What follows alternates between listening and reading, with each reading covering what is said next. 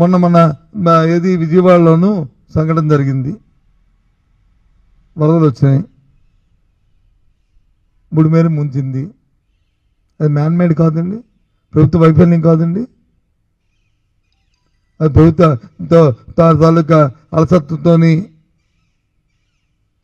తీసుకున్న నిర్ణయంతో 30 మంది చనిపోలేదండి. ఒక ఆనకట్టు కొట్టుకుపోయి 30 మంది చచ్చిపోయారంటే ఆనకట్టు కొట్టుకుపోయిందంటే అర్థం ఉంది.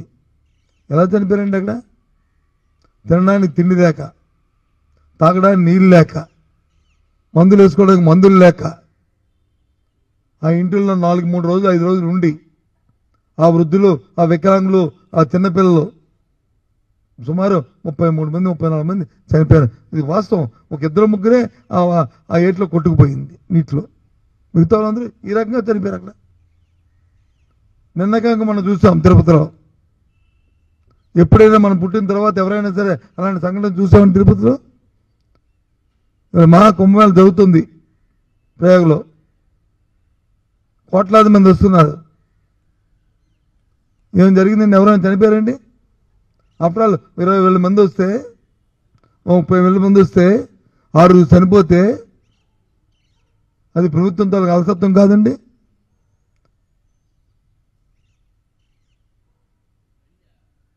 చెప్పండి. ఇది మ్యాన్మేడ్ కాదండి. ఇది అయి పెట్టుకొని ఎవరి మీద బురద జల్లడం కంటే ఎందుకు ఇవి? బురద జల్లే ముందు 1 వేలు చూపెట్టే ముందు 4 వేలు మనం చూపెడుతున్నాయి. ఏంటి విధ్వంసం జరిగింది? ఏంటి ఏ కార్యక్రమం జరిగింది? విధ్వంసం విద్యారంగంలోనే వచ్చి ఇంగ్లీష్ మీడియం పెట్టడం తప్ప లేదు. వెళ్ళండి, పదండి, వెళ్దాం రేపు ఉదయం ఏ స్కూల్కి వెళ్ళినా సరే.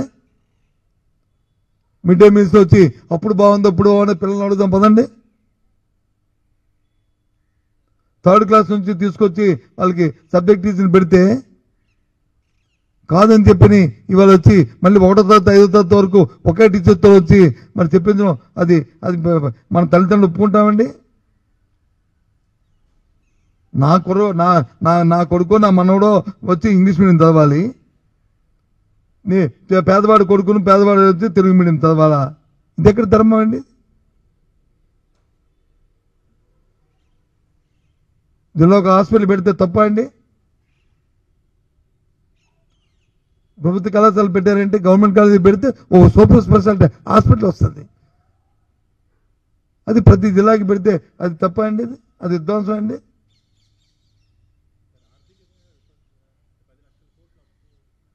చెప్పాను 10 లక్షల కోట్ల అప్పు కాదు కాదు కాదు అని 10 సార్లు మేము చెప్పిన తర్వాత కూడా వాళ్ళు ఇచ్చిన లెక్క ప్రకారం కాదు కదా. మన అసెంబ్లీ జరిగింది, మీ అందరూ ఉన్నారు కదా, చూశారు కదా టీవీల్లోనూ. నేను అన్ని లెక్కలతో అన్నింటిలో వాళ్ళు ఇచ్చిన లెక్కలే వాళ్ళు చూపెట్టాను కదా. 6,54,000 కోట్లు సుమారు 7 లక్షల కోట్ల రూపాయల లెక్కనే వచ్చిందని చెప్పాము. ఏది ఇంక్లూడింగ్ 2004 నుంచి రాష్ట్ర విభజన జరిగిన 14 జరిగిన దాంతో కలిపి ఎక్కించి చూస్తే అంతా కలిపితే 3,75,000 కోట్లు 4 లక్షల కోట్ల లోపల ఈ ప్రభుత్వం మా ప్రభుత్వం ఉన్నప్పుడు అప్పు తీసుకొని అది చేసి అందులో 2,70,000 కోట్ల రూపాయలు డైరెక్ట్ బెనిఫిట్ ద్వారా ప్రధానికి ఇచ్చాం. ఈ ప్రభుత్వం వచ్చిన తర్వాత ఈ వాటికి వచ్చి 7 నెలలు అయింది. సుమారు 70,000 కోట్ల అప్పు తీసుకొచ్చారు. పెన్షన్ పెంచిన 1,000 రూపాయలు తప్ప, 3 సిలిండర్ 1 సిలిండర్ తప్ప ఇది దేనికి ఇచ్చారు చెప్పండి? ఖర్చు ఎంత అయింది చెప్పండి? ఆలోచించమండి. మరి ఏమైంది డబ్బంతా? నేను రోజు చూశాను, పండగ ముందు వచ్చి పాత బకాయిలు ఇస్తానంట, అది వచ్చి ప్రజలకు వచ్చి ఇది ఇస్తున్నట్టంట. ఇది ఎక్కడండి పండగ సంబరం? ప్రతి ప్రభుత్వానికి కూడా పాత బకాయిలు ఉంటాయి. గత ప్రభుత్వాలు వచ్చినప్పుడు అప్పుడు కూడా పాత బకాయిలు ఉన్నాయి. మా పాత బకాయిలు లేని ప్రభుత్వం కంటిన్యూస్ ప్రాసెస్ అది. ఓ ప్రభుత్వం వచ్చి ఓ 10% ఉంటో 10, 12 ఉంటో 10, 15 ఉంటో 10, ఓసారి వచ్చి 20 ఉంటే ఉంటుంది.